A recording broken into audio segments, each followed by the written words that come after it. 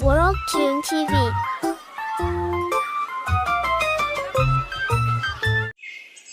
भागीरथी गांव में पूर्वी अपनी सास सुषमा के साथ रहती थी।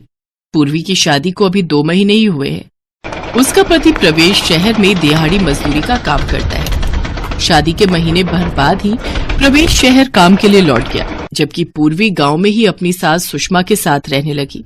एक रोज, अरे करम चली, ना जाने वो कौन सा मनहूस समय था जब मैं अपने बेटे के लिए तुझे ब्याह कर ले आई। तेरी माँ ने तुझे खाना तक बनाना नहीं सिखाया। ना तो सब्जी में नमक है और ना रोटी गोल है। पता नहीं कहाँ से हमारे पल्ले पड़ गई। सुषमा अपनी बहू से कभी खुशी नहीं रहती थी। वो हमेशा उसे किसी न किसी बात के लिए ताने देती ही रहती थी। पूर्वी एक गरीब परिवार से थी। वो शादी पर अपने साथ कुछ भी दहेज नहीं लाई थी। सुषमा उससे घर के सभी काम लेती। फिर भी सुषमा पूर्वी को कभी उसकी गरीबी के लिए ताने देती तो कभी उसके बनाए हुए खाने में नुक्स निकालती। बेचारी पूर्वी इन सब से बहुत दुखी रहती थी। और फिर एक दिन, अरे नास पिटी, ये तूने कैसा खाना बनाया है? सब्जी जली हुई है और कच्ची रोटियां हैं। तेरे मायके में खाते होंगे ऐसा खाना। मेरे यहाँ तो नहीं चलेगा, समझी? चल निकल जा मेरे घर से। माँ जी मुझे घर से मत निकालो। मैं सच में अब अच्छा खाना बनाना सीख लूंगी। पहले तू अपनी माँ से खाना बनाना सीख, उसके बाद ही मेरे घर आना, समझी? बेचारी पूर्वी रोते हुए अपने मायके जाने लगी, लेकिन उसका घर काफी दूर था। पैदल चलते चलते वो काफी थक गई। फिर वो एक पेड़ की छांव में बैठ गई। उसे चलते चलते काफी जोरों की भूख लगने लगी। मुझे तो बहुत जोरों की भूख लगी है। अभी तो मायका बहुत दूर है। वहां पहुंचते पहुंचते तो मेरी हालत खराब हो जाएगी। मेरे पास तो पैसे भी नहीं है। काश कि मैं अपने साथ कुछ खाने को ही ले आती। अब मैं कैसे अपने घर तक पहुंच पाऊंगी? काश कि मेरे पास नोटों की गड्डी होती और कुछ खाना होता। उसके इतना कहते ही नोटों की गड्डी और खाने की थाली उसके सामने प्रकट हो जाती है।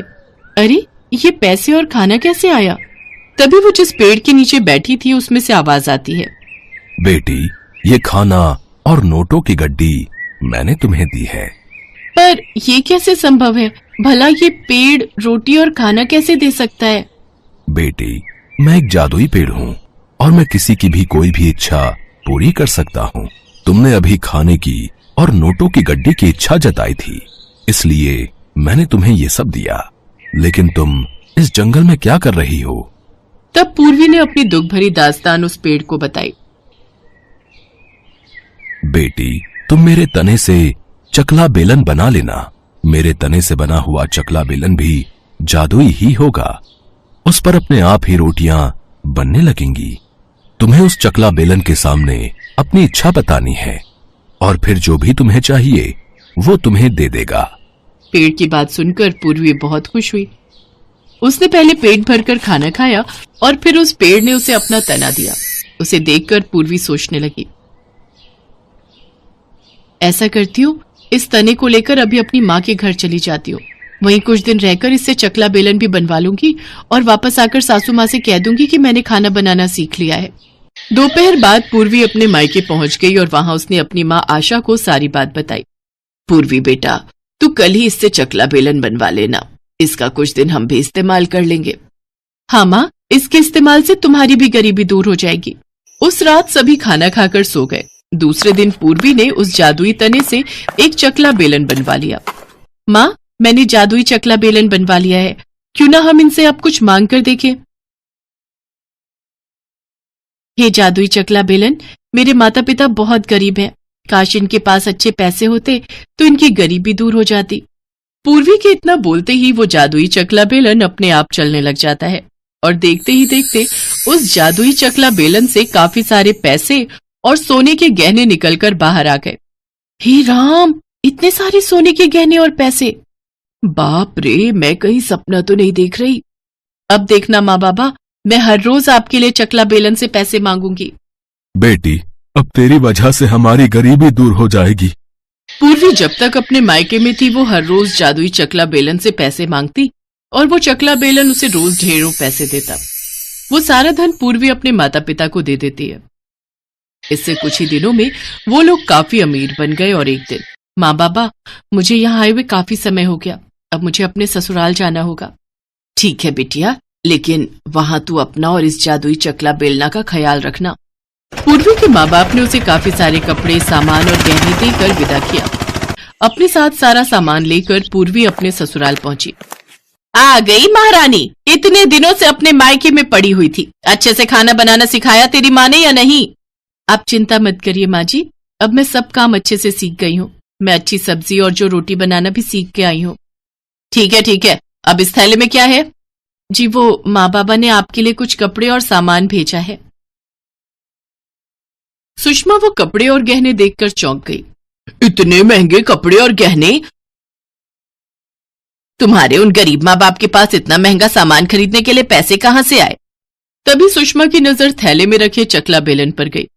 चकला बेलन? ससुराल का चकला बेलन पसंद नहीं आया क्या, जो मायके से उठाकर इसे भी ले आई हैं? माँ जी, मैंने इसी चकला बेलन पर गोल रोटियां बनानी सीखी हैं, इसलिए इसे अपने साथ ही ले आई। अच्छा चल ठीक है, अब इसे रख दे और जल्दी से खाना बना, मुझे बहुत भूख लगी है। हाँ, सफर से इतना थक कर आई हूँ, अब मुझसे खाना नहीं बनाया जाएगा।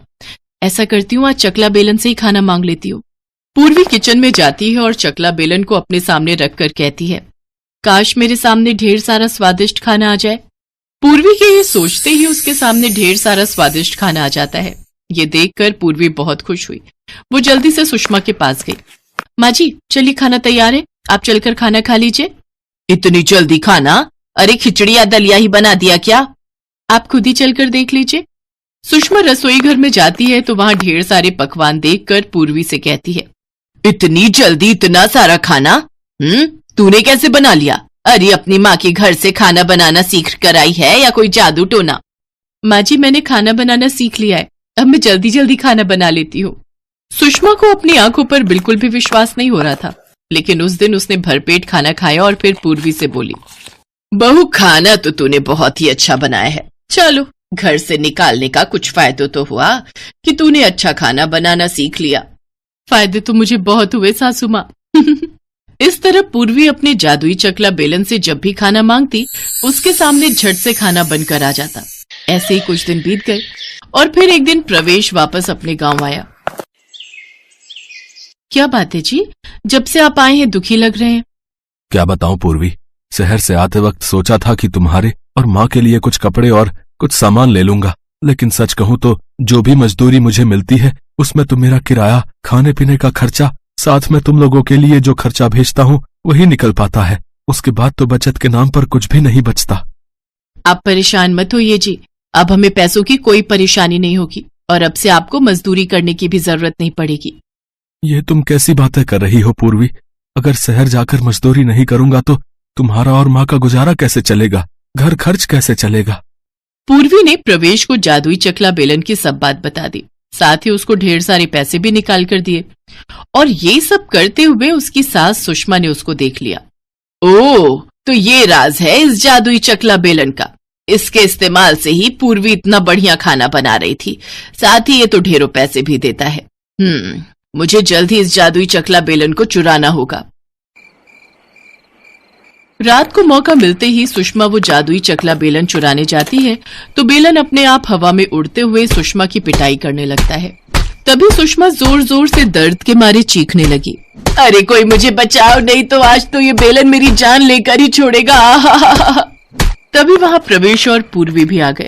ये नजारा देख पूर्वी ने अपने मन में कहा, हे बेलन, माँ जी की और अच्छे से धुनाई कर।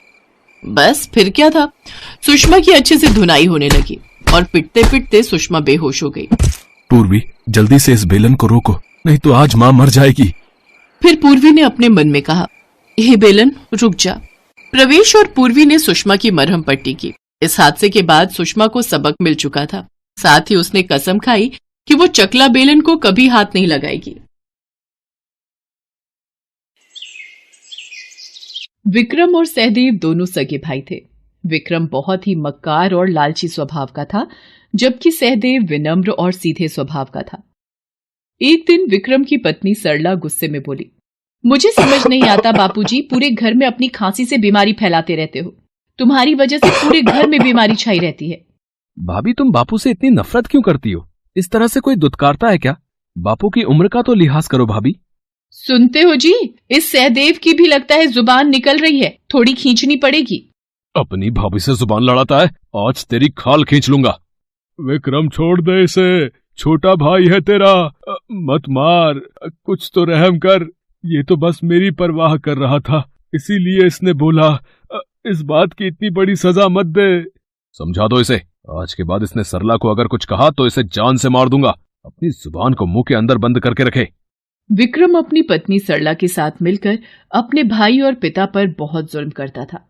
इसलिए एक दिन सहदेव अपने पिता से बोला, बापू, अब हम यहाँ नहीं रहेंगे, हम कहीं और जाकर रहेंगे। भैया भाभी आपको बहुत तंग करते हैं और ये मैं नहीं देख सकता। तू बापू को लेकर जा तो रहा है, पर इतना जान ले, मैं तुझे एक फूटी कौड़ी भी नहीं दूंगा अगर तुम दोनों पलट कर वापस आए तो। मुझे आप दोनों से कुछ भी नहीं चाहिए, बस माँ की निशानी, ये आटा छलनी मुझे दे दीजिए। मैं इसे माँ का आशीर्वाद समझकर अपने साथ रख लूंगा।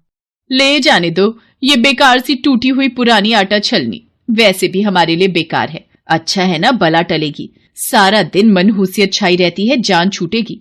सहदेव अपने पिता को लेकर निकल पड़ता है। उसके पास न रहने का ठिकाना था, न ही खाने के लिए भोजन। चलते चलते सहदेव ने अपने पिता से कहा, पिताजी, ये जगह सही लग रही है, आप कुछ देर उस पेड़ के नीचे आराम करो, तब तक मैं घास फूस से एक झोपड़ी तैयार कर लेता हूँ। रहने का ठिकाना तो बनाना ही पड़ेगा, उसके बाद मैं काम की तलाश करूंगा। मेरे दोनों बेटों में कितना फर्क है। एक विक्रम है जिसने घर से निकाल दिया, और एक ये है जो बेचारा मुझ बूढ़े को पालने के लिए इतनी मेहनत कर रहा है।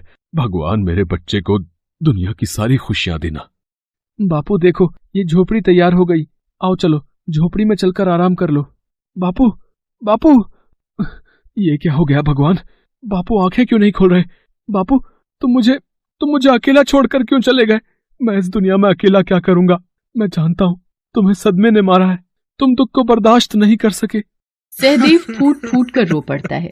पिता के जाने के बाद वो दुनिया में बिल्कुल अकेला हो गया था, इसलिए वो दुखी होकर वहां से चल दिया। चलते चलते सहदेव एक स्थान पर रुक गया।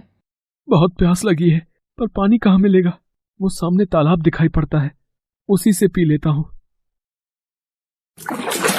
अरे, माँ की निशानी आटा छलनी तालाब में गिर गई। हे भगवान, वो मेरी माँ की आखिरी निशानी थी, वो भी मुझसे छिन गई। मेरे से ये दुख और बर्दाश्त नहीं हो रहे, मैं भी इसी तालाब में कूदकर अपनी जान दे दूंगा। रुको, ऐसा मत करो, ये जीवन बहुत अनमोल है, इसका त्याग मत करो। आप कौन हैं और मुझे मरने से क्यों रोक रही हैं? मैं भला जीकर क्या करूंगा? मेरी माँ की आखिरी निशानी आटा छलनी इस तालाब में गिर गई। सहदेव तालाब की देवी को अपनी दुख भरी सारी कहानी बताता है। सहदेव, रुको, दुखी मत हो, मैं तुम्हारी आटा छलनी ढूंढ लाऊंगी। ये लो तुम्हारी आटा छलनी। पर ये मेरी माँ की आटा छलनी नहीं है। अच्छा चलो, मैं एक बार फिर तालाब के नीचे जाकर देखती हूँ। ये लो, ये रही तुम्हारी आटा छलनी। ये भी मेरी माँ की आटा छलनी नहीं है। मेरी माँ की आटा छलनी कहाँ गई? रुको, मैं एक बार और कोशिश करके देखती हूँ, अब की बार शायद मिल जाए। देखो, कहीं यही तो नहीं है? हाँ, यही मेरी माँ की निशानी है, यही है मेरी आटा छलनी। सहदेव, तुम बहुत ईमानदार हो। ये लो तुम्हारी माँ की निशानी। मैंने देखा, जब मैंने तुम्हें सोने और चांदी की आटा छलनी दी, वो तुमने नहीं ली, पर तुम चाहते तो तुम ऐसा कर सकते थे। तुम मेरे से सोने चांदी दोनों आटा छलनी ले सकते थे, पर तुम्हें सिर्फ अपनी माँ की निशानी से ही प्यार था, वही तुमने मांगी। ये देखकर मैं बहुत खुश हूँ। तुम बहुत साफ मन के हो सहदेव। मेरी तरफ से सोने और चांदी की ये दोनों छलनी भी उपहार स्वरूप रखो। ये जादुई छलनी है। चांदी की छलनी चांदी के सिक्के देने वाली है और सोने की छलनी सोने के सिक्के देने वाली है। तुम इस धन से अपने जीवन की नई शुरुआत करो। आपका बहुत बहुत शुक्रिया तालाब की देवी। मैं इस धन से एक नया व्यापार शुरू करूंगा और माँ बाप के आशीर्वाद से उस व्यापार को चलाने के लिए खूब मेहनत करूंगा। सहदेव वापस अपने गांव आ जाता है और वहीं एक नया और बढ़िया घर रहने के लिए बनवाता है। सहदेव ने धन की सहायता से एक नया अनाज का व्यापार भी शुरू कर दिया था। सहदेव को धन का बिल्कुल भी लालच नहीं था, इसलिए वो रोजाना छलनी से सिक्के नहीं लेता था, बल्कि जब उसको धन की जरूरत होती वो तभी उन सोने चांदी की आटा छलनी से सिक्के लेता। सहदेव के अमीर और सफल व्यापारी होने की खबर उसके भाई विक्रम के कानों तक भी पहुंचती है और वो बहाने से सहदेव को मिलने आता है। सहदेव मेरे भाई कैसे हो? मैंने सुना है तुमने अनाज का बहुत बड़ा व्यापार शुरू किया है और तुमने ये घर तो बहुत ही सुंदर बनाया है। मैंने बापू के बारे में सुना कि बापू नहीं रहे। मुझे उनके स्वर्ग सिधारने का बहुत दुख है। सहदेव मुझे माफ कर दो, आखिर मैं तुम्हारा बड़ा भाई हूं। भैया, आपको अपनी गलती का एहसास है, इसलिए मैंने आपको माफ कर दिया। आप रोना बंद करो। मैं जानता था मेरा छोटा भाई मुझे जरूर माफ कर देगा। सरला, तुमने देखा हमारा सहदेव बहुत अच्छा है, इसने हमें माफ कर दिया। सहदेव, मैं तुम्हारी भाभी हूँ, मैं तुम्हारी माँ समान हूँ। मुझे भी तो बताओ कि ये सब तुम्हें कैसे मिला, अगर तुम मुझे अपना मानते हो। भाभी, आप दोनों मेरे अपने हो, मैं आपको सब बताता हूँ। सहदेव सीधेपन में आकर सारी कहानी विक्रम और सरला को बता देता है। जिस बात की तह को जानने विक्रम और सरला आए थे, वो बात उन्हें पता चल चुकी थी। इसलिए घर वापस आकर विक्रम सरला से कहता है, जाकर आटा छलनी लेकर आ। ये लो, पर इसे तोड़ने क्यों लगे, इसका क्या करोगे? बस तुम देखती जाओ, इसे थोड़ी पुरानी बना रहा हूं, अब मैं अमीर बनकर ही लौटूंगा। विक्रम आटा छलनी को लेकर तालाब के पास पहुंचता है और जानबूझकर छलनी को तालाब में फेंक देता है और रोने का नाटक करता है। मेरी माँ की निशानी, मेरी आटा छलनी तालाब में गिर गई। अब मैं क्या करूं? कोई मेरी छलनी दे दो। वो मेरी माँ की आखिरी निशानी थी। क्या हुआ वत्स, तुम रो क्यों रहे हो? अब मेरी माँ की निशानी, मेरी आटा छलनी इस तालाब में गिर गई। अब मैं क्या करूं? वो मेरी माँ की आखिरी निशानी थी। रोना बंद करो, मैं तुम्हारी आटा छलनी ढूंढ कर लाती हूँ। ये लो, यही तुम्हारी आटा छलनी है ना? नहीं, ये तो पुरानी टूटी हुई आटा छलनी है। मेरी आटा छलनी ऐसी नहीं है। यह तो सहदेव का लालची बड़ा भाई दिखाई पड़ता है। जरूर सहदेव ने भोलेपन में इसे सब कुछ बता दिया होगा और ये जानबूझकर मेरे से आटा छलनी लेने के लिए आया है। इसे सबक सिखाना ही होगा। ये देखो, ये चांदी की आटा छलनी तुम्हारी है। मैं आपको बताना भूल गया, मेरी माँ की निशानी 2 आटा छलनी है, एक चांदी और एक सोने की। लालची मनुष्य, तुम्हें शर्म नहीं आती? कितने बेईमान हो तुम। मुझे सहदेव ने सब आप बीती सुना दी थी। तुमने अपने भाई और अपने पिता को घर से निकाल दिया और अब जब वह अपना जीवन सुखी सुखी व्यतीत कर रहा है तो तुम उसमें भी अड़चने पैदा करना चाहते हो। तुम्हें कुछ नहीं मिलेगा, तुम यहाँ से जा सकते हो। तालाब की देवी, तुम मुझे जादुई सोने चांदी की छलनी दिए बिना नहीं जा सकती। रुको, मैं तुम्हें ऐसे नहीं जाने दूंगा। बचाओ बचाओ, मैं डूब रहा हूँ, मुझे माफ कर दो तालाब की देवी, मैं झूठ बोल रहा था, मैं कभी लालच नहीं करूंगा, मुझे मरना नहीं है। तभी विक्रम को लगा कि किसी ने झटके से उसे तालाब से बाहर फेंका हो। वो इतना डर चुका था कि वापस जाकर ही